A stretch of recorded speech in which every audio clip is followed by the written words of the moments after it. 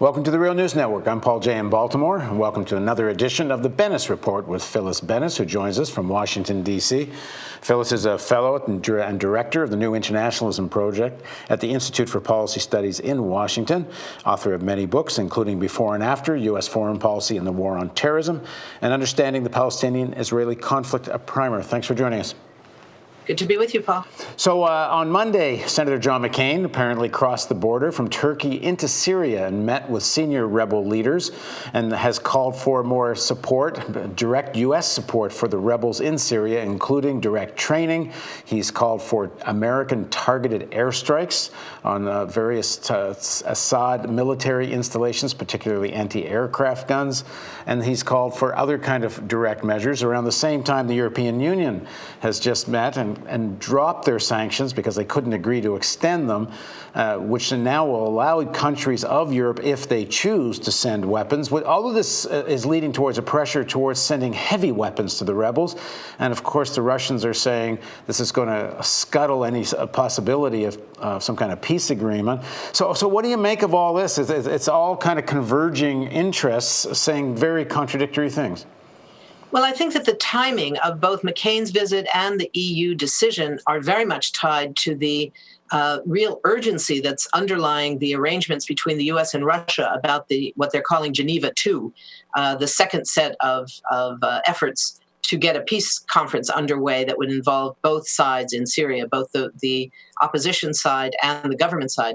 There are all kinds of reasons why it's going to be so difficult, not least the opposition itself is completely divided. They just spent 5 days of what was supposed to be a 3-day conference and ended up unable to choose new representatives. The hope was that they would choose new, more Western-oriented, more liberal-oriented, those that people in the U.S. supporting direct intervention say those are the good guys. They're the ones we want to send arms to.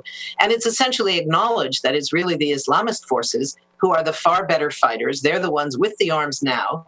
And they're clearly the ones who would get control of the vast majority of arms because the other side simply doesn't have the presence on the ground militarily to move in.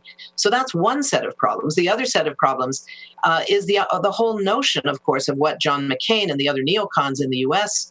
are pushing has proved itself over and over again as a failed strategy. The idea that you can go in and begin a process by bombing the country, which is what you have to do to start a so-called no-fly zone. First, you have to take out all the anti-aircraft batteries. Now, in Syria, which has one of the most advanced, one of the most sophisticated and strongest anti-aircraft systems in the entire Middle East, many of those batteries are in heavily populated areas. That means that any effort to take out the anti-aircraft capacity is going to create enormous numbers of Syrian civilian deaths. Which, of course, is an appalling idea as something that's supposedly designed to stop the killing of civilians. So you have that whole set of contradictions. You have the Europeans, led by the French and the Brits, saying that they will refuse to allow an extension of the embargo on arming the rebels because they intend to send arms very quickly. Opposition forces, including Austria and other countries in the EU, are saying this is a disaster. This is going to undermine the entire effort towards a peace deal, which is exactly what the Russians are saying as well. The Obama administration has not commented yet on what they think about that European decision.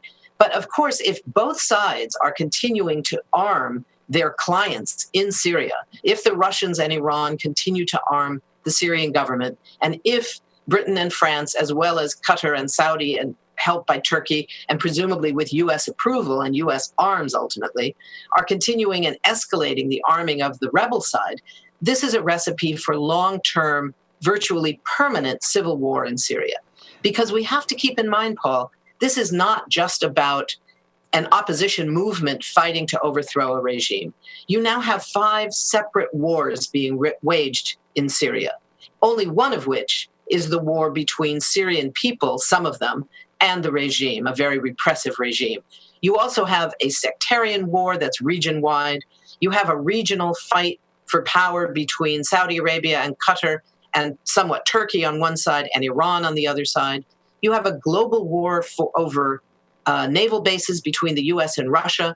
and you have the long-standing war between the US and Israel on one hand and Iran on the other, all being fought to the last Syrian. So the people of Syria are paying this enormous price for a complicated, both local, regional, and international war whose victory can only be lost. Nobody's going to win here. The only way this is going to end is through some kind of negotiations. And the only real question is, do those negotiations begin now? Or do we have to see another 10 or 20 or another 100,000 civilian deaths before those negotiations go forward? Well, it seems that the McCain and the neocons seem committed to sacrifice as many Syrians as it takes to overthrow Assad, in the sense that it almost looks like the McCain visit, and perhaps what happened in Europe as well, was deliberately intended to try to scuttle negotiations that are going on between Obama and the Russians. As I said just a moment ago, the timing of this is very closely tied to these discussions that are underway now in Paris between the Russians and the U.S. This is what Secretary Kerry is focusing on. I think that's why we have not seen the U.S. response to the European move yet, because it's got to be undermining exactly what the U.S. is trying to do. The neocons have proved themselves capable, once again, of scuttling anything that remotely has a possibility of leading to peace talks, leading to a solution that would not be based on military victory by either side. Somehow McCain and his friends have convinced themselves that they will be able to be the supporters of a, quote, winning side in Syria, when all the evidence points to exactly the opposite, that there will be no military victory. There will be no winning side militarily. The only thing we're going to see are more and more losers among the Syrian people. And we shouldn't forget that when McCain ran for president, his foreign policy was practically to restart the Cold War with Russia. It was more anti-Russian rhetoric than anything to do with Iraq or Afghanistan in McCain's foreign policy. And that's certainly one of the factors going into his visit. He's deliberately undermining a set of negotiation possibilities that would involve Russia very directly with the U.S. and that would put Russia in a very powerful position with the U.S. as co-sponsors of that negotiating process. It should also be added that Russia continues to arm Assad, and it doesn't matter how many neighborhoods and how many Syrian civilians the Assad regime kills in order to maintain their power. Russia keeps sending arms there. It's another piece of the component here. Russia could also be putting some pressure on Assad and does not seem to really want to do so. This is what I was saying earlier, that as long as both sides are continuing to arm their respective partners inside Syria, it doesn't matter what negotiations go forward. The fighting is going to continue. And I think we've talked about this in previous interviews. From the Israeli point of view, it seems they've come around to the point of view that this actually is probably the best for them.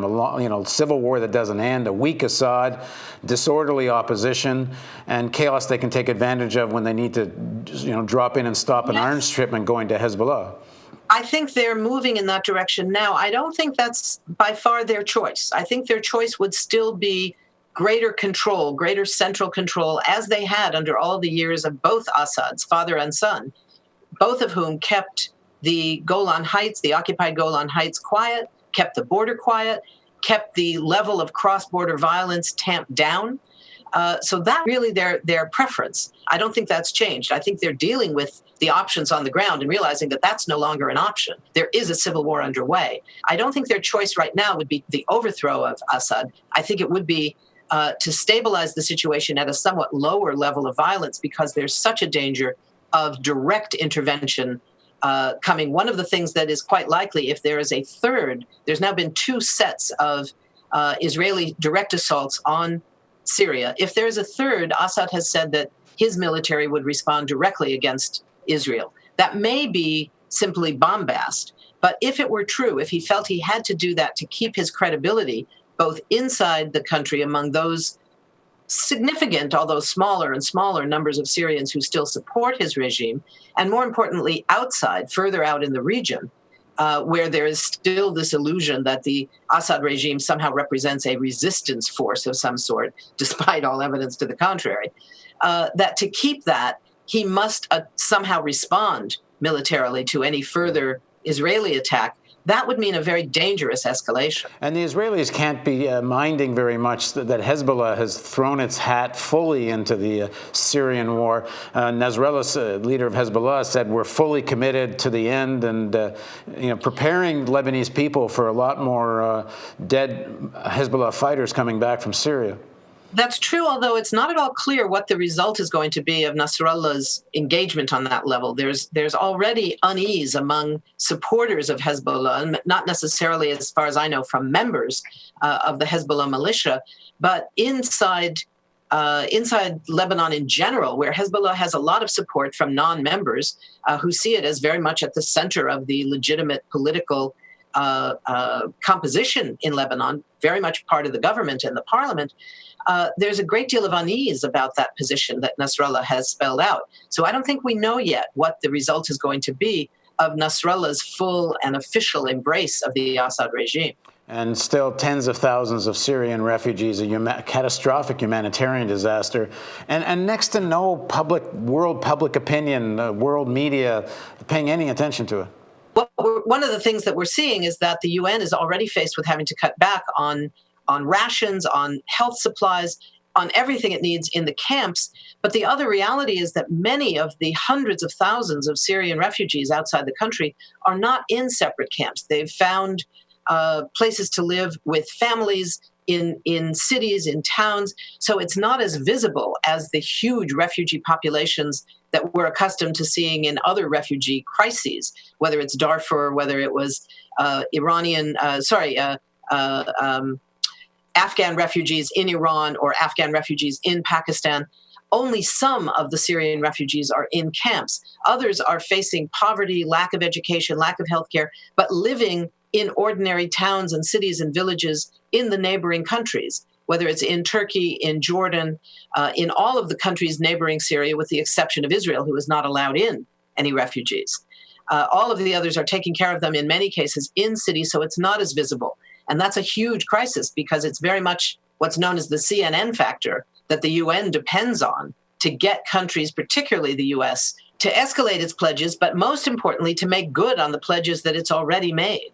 All right, thanks for joining us, Phyllis. Thank you, Paul. And thank you for joining us on the Real News Network.